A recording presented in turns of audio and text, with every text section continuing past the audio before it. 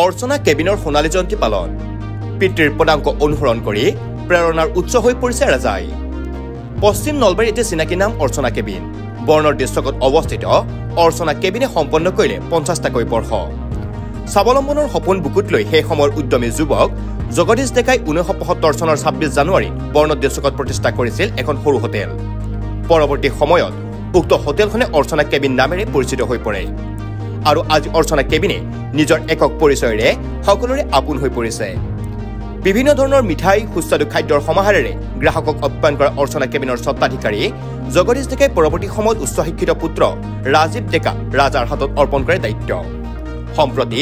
আন 10 জনৰ প্ৰেৰণা আৰু স্বাৱলম্বনৰ বাট দেখুৱাই ৰাজাই অতি সুন্দৰকৈ পৰিচালনা কৰি আছে উক্ত হোটেলখন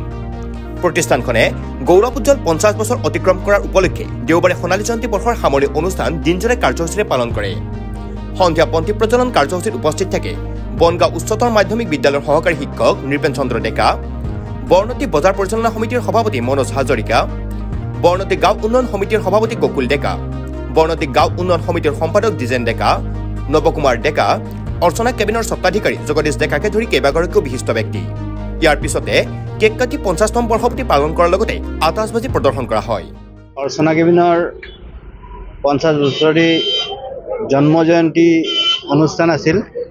আৰু এই অনুষ্ঠানত দিনজোৰা কাৰ্যসূচীৰে আমি পালন কৰিছোঁ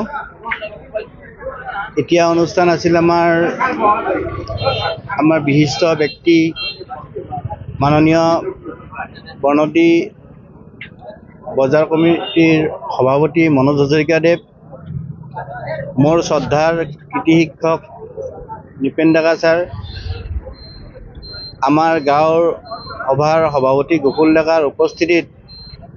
বন্তি প্ৰজ্বলন কাৰ্যসূচী এটা কৰা হ'ল এই কাৰ্যসূচীত সমূহ ৰাইজে আমাক সহযোগ কৰিছে আৰু এই দোকানখন আমাৰ আজি 50 বছৰ হ'ল আমাৰ দেউতাই 1975 চনৰ 26 জানুৱাৰীৰ দিনটোত শুভাৰম্ভ কৰিছিল তেতিয়াৰ পৰা ৰাইজৰ আশীৰ্বাদত আৰু আমাৰ পৰিয়ালৰ সকলোৰে যথেষ্ট প্ৰচেষ্টাত এতিয়ালৈ আমি দোকানখন কৰি আছোঁ আৰু এই শুভক্ষণত আজিৰ দিনটো আমাৰ কাৰণে এটা বহুত শুভ দিন আমি এই দোকানখনৰ পৰাই চলি আছোঁ আজিলৈকে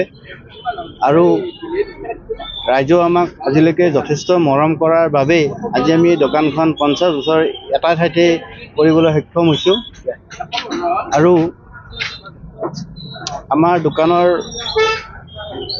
প্ৰতিটো অনুষ্ঠানতে আমাৰ বিশেষ কৰি এই অঞ্চলৰ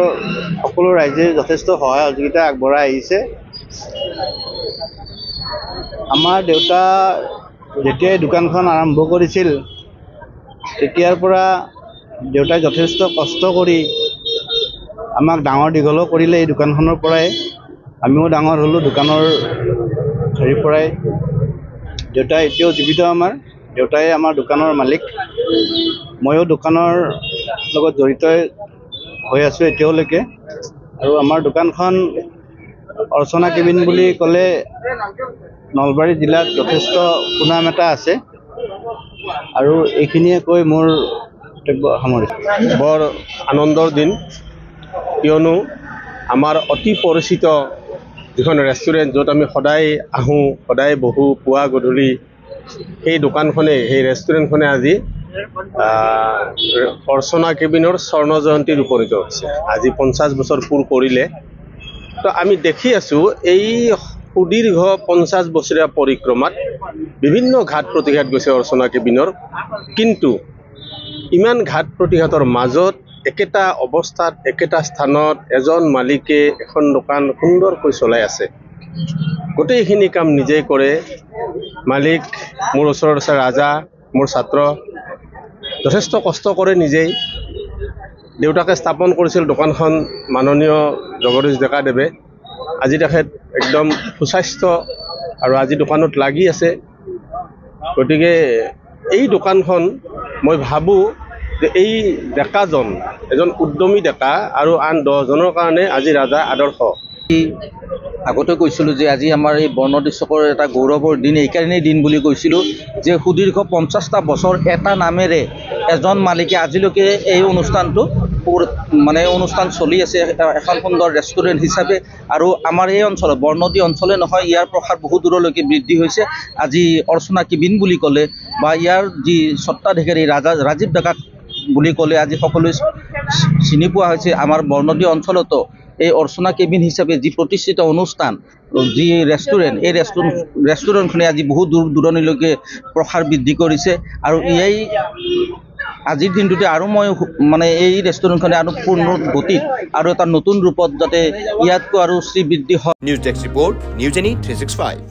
Stay informed, stay ahead. News Any 365.